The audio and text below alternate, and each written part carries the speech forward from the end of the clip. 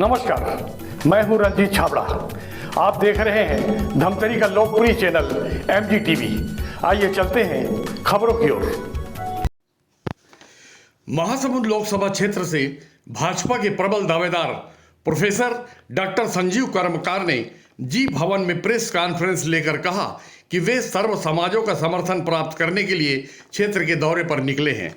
उनके साथ पहुंचे वरिष्ठ समर्थक और छत्तीसगढ़ राज्य निर्माण में प्रमुख भूमिका निभाने वाले उदय भान सिंह चौहान ने जहां सक्षम नेतृत्व से जनता को लाभ होना बताया, वहीं भाजपा से लोकसभा क्षेत्र के प्रबल दावेदार सर्व समाज महासभा प्रदेश अध्यक्ष और RSS के स्वयं सेवक प्रोफेसर डॉक्टर संजीव कर्मकार ने कहा कि वे पूरी क्षमता और सक्रियता के साथ क्षेत्र का सर्वांगीण विकास करेंगे और मतदाताओं के विश्वास पर 24 कैरेट खरा उतरेंगे। परिकल्पना जिस विषय पे आज हमारे आपके बीच कोट बात रखे भर आए हैं, वो सारी बात हमारे साथ प्रोफेसर डॉक्टर संजीव कुमार जी आए हैं आप मन से, क्योंकि समाज को जो आईना दर्पण दिखाने का कार्य आप लोग जो दायित्व चौथा स्तंभ भी कहें या दशा दिशा को अच्छे ढंग से प्रदर्शित करने वाले ऐसे पत्रकार बंधुओं के बीच सलाह मुशावरा क्या होनी चाहिए, हाँ तो साझा करे बर आए हैं। आज आप मन के धमतरी के बीच में कैसे हमारा सर्व समाज जो है वो सोचे है कि सही में लोकतंत्र के जो परिभाषा होते कि सब गांव आसपास एक व्यक्ति ला तय करे चुने कि भैया तय है मुखिया हो गए तय पटेल। तो आज हमारे लोकतंत्र में इस तरह से सर्व समाज ने तय किया है कि आगामी जो महासमुंद लोकसभा चुनाव है उस चुनाव में हम ऐसे युवा और ऐसे विद्वान आदमी को भेजें जिससे हमारी बातें इस दिल्ली की और महासमुंद का विकास हो सके। इसके तहत सारे जितने छत्तीसगढ़ में चाहे वो सतनाम समाज हो, हम उसको 3 लाइन में डिवाइड कर दें, ST, OBC और जनरल, सारे समाज को उनको, क्योंकि छत्तीसगढ़ में एक हमारे मन के वो है ऐसे 14-15 समाज के मन लिख के दे है और ऐसे सारी बात है। बाकी आगे हमारे संजीव जो कुछ आप मन ला पूछना चाहिए कोनो बात होगी मैं उसका जवाब दे बार आपके बीच हो, बाकी आप संजीव से चर्चा करें। दूसरा सामाजिक अपेक्षा है। मैं रोकूंगा। मैं फिलहाल अभी आपको एक सांसद के रूप में आपने यहाँ पे एप्लीकेबल होने की बात कही, राष्ट्रीय स्वयंसेवक संघ से जुड़े होने की बात कही, भाजपा से टिकट की आप मांग कर रहे हैं। जी जी, मैं आपको वापस ले जाता हूँ प्रोफेसर, उसमें शिक्षक से राजनीति में प्रवेश कर रहे हैं। इस दौरान जितने भी वर्ष आपने राजनीतिक परिदृश्य को देखा होगा, जी जी, उसमें जो चीज देखी है उसके बाद आप सांसद के चुनाव के लिए मतलब टिकट की मांग कर रहे हैं। और आप क्या सोचते हैं कि क्या खामियां रह गई? क्या लोगों ने चुनाव जीतने के बाद उनको दूर करने का प्रयास किया या पार्टी ने रोक दिया? पार्टी भाजपा कांग्रेस की नहीं, पार्टी ने रोक दिया। पार्टी के मैनिफेस्टो की बात होती है, बड़ा लंबा चौड़ा रहता है, लेकिन कुछ बातें अगले चुनाव तक आधी अधूरी अटकी रह जाती है। मैं उस संबंध में आपसे जानना चाहता हूं कि बड़ी बड़ी बातों के बजाय सांसद की टिकट आप मांग रहे हैं यहाँ से, इस क्षेत्र में जो चीज खामियां हैं जो रह गई हैं उनके लिए आप क्या विजन लेके आए हैं? आपका मेन विजन क्या है? भाजपा के विजन से मुझको कोई सरोकार नहीं। बिल्कुल ठीक बात है। तो मैं आपको सामने अभी एक बात रखना चाहता हूँ कि देखिए, मैंने एक बात आपसे रखा था कि ये हमारी मातृभूमि ऐसा है, इस देश के गौरव गान भी ऐसा है कि जब भी समाज की आवश्यकता पड़ी तब शिक्षक सामने आया है। चाहे आप चंद्रगुप्त मौर्य के समय से देख लें, चाहे वर्तमान समय से देख लें, हम शिक्षकगण निश्चित रूप से वह सभी चीज़ों को समझते हैं, चाहे वो महाविद्यालय से शुरू करके निचले बस्ती तक, इन सभी विषयों को समझते हैं। अभी अभी मैं आपको बताया कि अभी अभी हमारी सर्व समाज प्रादेशिक महासम्मेलन मैंने स्पेसिफिकली इसी कारण से किया था, जो महासमुंद में संपन्न हुआ पिछले महीने 10 तारीख को। आप उसमें 9 रेजोल्यूशन, समाज के 9 रेजोल्यूशन पास किए थे। अलग अलग समाज से हमने पूछा कि आपकी आवश्यकता क्या है, पहला। दूसरा, प्रांतीय स्तर पे आपकी आवश्यकता क्या है, शिक्षा स्वरोजगार की आपकी आवश्यकता क्या है। सभी लोगों ने अपनी अपनी सहमति दी है, अपने अपने राय दी है, उसको पूर्ण करने का काम हम करें। सर्व समाज में क्या हमर राज पार्टी अरविंद नेताम की जो हमार राज पार्टी है जो बहुत ताकतवर पार्टी बन के उभरी है, क्या वो उपस्थित थी आपकी बैठक में? नहीं, सर्व समाज में उनकी उपस्थिति नहीं। गोंडवाना समाज, हीरा सिंह मरकाम की पार्टी, गोंडवाना समाज के- गणतंत्र पार्टी, गोंडवाना समाज के अध्यक्ष जी उपस्थित थे, लेकिन पार्टी का यहाँ कोई स्थान नहीं। सामाजिक स्तर बैठक, सामाजिक स्तर पर सर्व कोई समाज में क्या बाकी जो अल्पसंख्यक समाज के लोग हैं वो भी आए थे? बिल्कुल आए थे सभी प्रकार से। अल्पसंख्यक समुदाय से अभिप्राय, हाँ, मुस्लिम और ईसाई, देखिए हमारे पास तो जो ईसाइयों की जो समस्या हैं उन सभी समस्याओं को हम देखते हैं एज ए मानव मात्र एक समान, इस अवधारणा के साथ मैं तो चलता हूँ। इस आधार पर जो भी व्यक्ति जिनकी समाज में सामाजिक है और जो इसी संस्कृति के आधार पर जीवन यापन कर रहे हैं, जिसको हम हिंदुत्व कहते हैं, उसी हिंदुत्व के आधार पर जो जीवन जी रहा है, जीवन उसको सब हिंदू ही कहता हूँ। वो आप उसको अल्पसंख्यक कहे, कुछ भी कहे, लेकिन मैं उसको हिंदू ही मानता हूँ अगर वो इसी संस्कृति और इसी धरती के आधार पर जीवन शैली।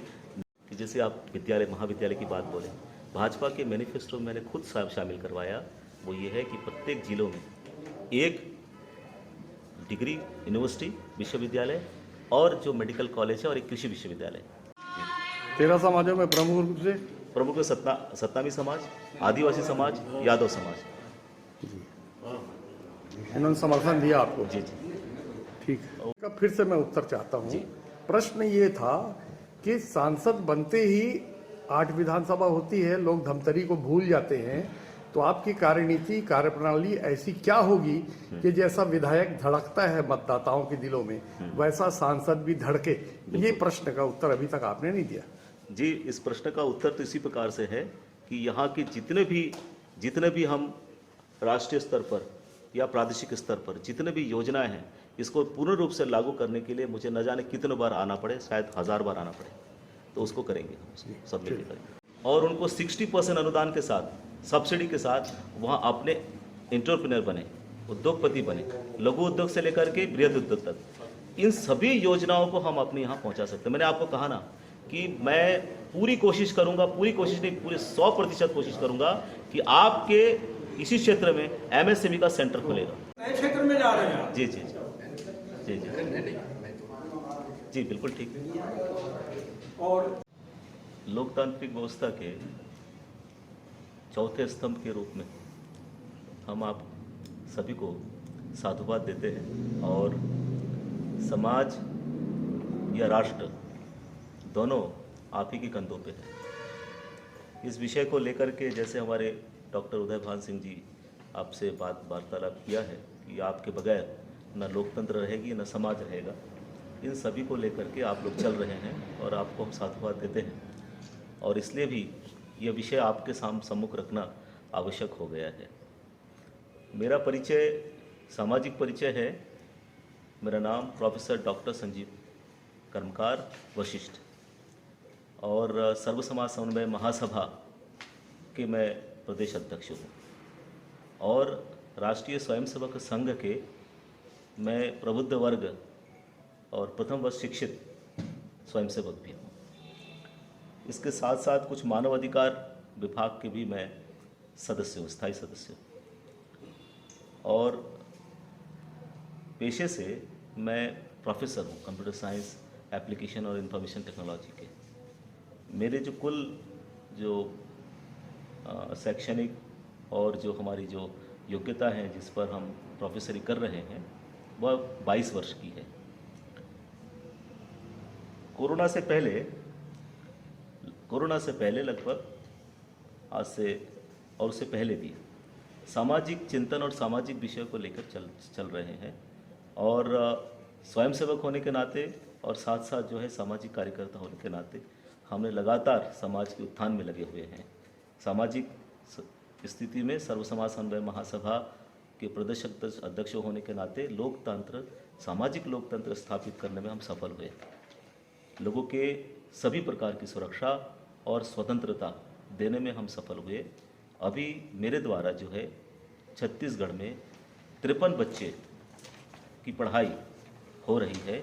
वह बच्चे मजदूर हो गए थे, वह अपने माता पिता के भी मजदूर है, और आर्थिक स्थिति न होने के कारण अब वो मजदूरी कर रहे थे। उन बच्चों को हम सिपेट पे central institute of petrochemical engineering and technology में हम उनको पढ़ा रहे हैं, और शासन और समाज के माध्यम से उनकी पूरी 3,90,000 की फ़ीस की व्यवस्था की गई है। इसके साथ साथ जो है नारी स्वावलंबन, नारी सुरक्षा के कई हमने कार्यक्रम चला रहे हैं, चाहे सिलाई मशीन का वितरण हो, चाहे ई रिक्शा का वितरण हो, और इसके साथ साथ स्वास्थ्य, चिकित्सा, इन सभी विषय को लेकर के हम आगे चल रहे हैं। सर जी, राजनीतिक पृष्ठभूमि तो आपने बताई कि संघ और भाजपा से जुड़े रहे हैं, तो आप कितने आश्वस्त हैं कि समाजों का समर्थन अगर मिलता है महासमुंद लोकसभा क्षेत्र से तो आपको टिकट 100% मिल जाएगी? कितने आश्वस्त हैं? देखिए, राजनीति है और हमारे जितने काम हैं और जिसका प्रसार हुआ है, हम 95% आश्वस्त है कि हमको प्राप्त हो जाएगा जी। और इसके लिए हम नहीं बोल रहे हैं, समाज कह रहे हैं। और भाजपा में क्या योगदान रहा है? भाजपा में सक्रिय योगदान क्या रहा है? भाजपा में मेरे लगातार जो 2016 से मैं भाजपा में कार्यरत रहा, एक सोशल मीडिया सलाहकार के रूप में, स्टेट एडवाइज़र के रूप में काम किया।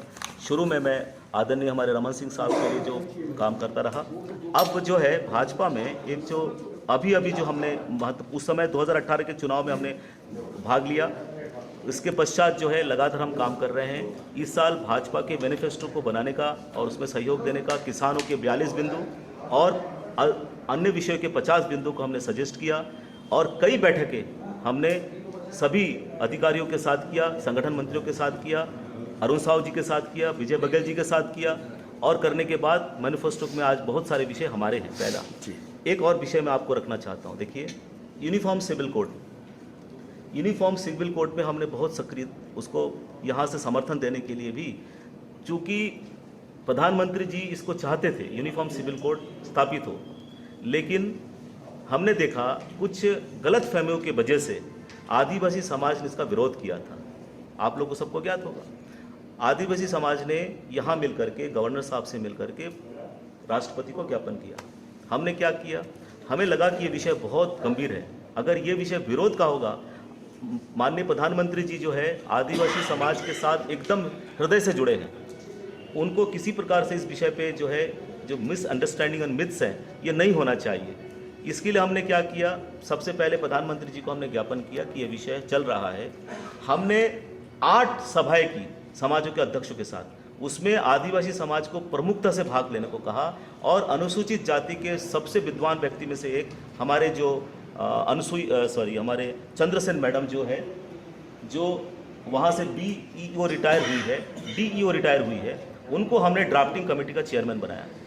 अलग अलग सभी समाजों के साथ 8 बैठक, दुर्ग भिलाई में 2, सरायपाली में 2 और रायपुर में 2 और महासमुंद में 2 बैठक की। टोटल 8 बैठक के पश्चात जो ड्राफ्टिंग कमेटी में निकला और सभी समाजों के हस्ताक्षर के साथ प्रधानमंत्री जी के 14 बिंदु जो यूनिफॉर्म सिविल कोड के थे उसको मान्य किया सभी लोगों ने।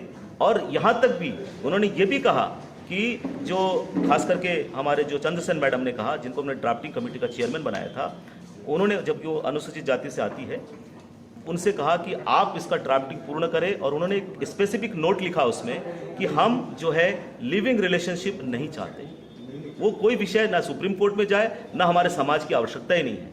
इस प्रकार से 14 बिंदुओं को साफ कर दिया। और एक महत्वपूर्ण बात आपको बताऊं, यह विषय साफ हो गया कि आदिवासियों की जो मौलिक अधिकार है वो मौलिक अधिकार अक्षुण्ण रखा जाएगा।